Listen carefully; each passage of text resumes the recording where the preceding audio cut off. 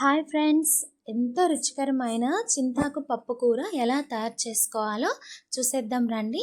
ముందుగా అయితే వాటర్లో ఉల్లిపాయలు, టమోటాలు, పచ్చిమిర్చి, 1 లెమన్ నీట్గా క్లీన్ చేసుకొని కట్ చేసి పెట్టుకోండి. అలాగే పెసరపప్పు కూడా మనకు కావాల్సినంత తీసుకొని నానపెట్టి ఒక 5 మినిట్స్ పక్కన పెట్టండి. తర్వాత కుక్కర్లోనే మనం ముందుగా కట్ చేసుకున్న వెజిటేబుల్స్ అన్నీ కూడా వేసేయండి. చింతాకుని మనం నీట్గా స్మాష్ చేసి పక్కన పెట్టాలండి. అలాగే చేత్తో అదే కుక్కర్లో లాస్ట్గా ఒక లెమన్ పిండి, 1/2 టేబుల్ స్పూన్ పసుపును కూడా యాడ్ చేసి 3 నుంచి 4 విజిల్స్ రానివ్వండి.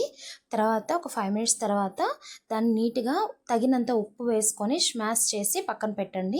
పోపుకి బాండీలో 1/2 టేబుల్ స్పూన్ ఆవాలు, 1/2 టేబుల్ స్పూన్ జీలకర్ర, 1/2 టేబుల్ స్పూన్ మెంతులు, అలాగే 3 నుంచి 4 పోపులో అయితే మిరపకాయలు, కొంచెం కరివేపాకు, కొంచెం ఉల్లిపాయ ముక్కలు వేసి వేగనివ్వాలండి.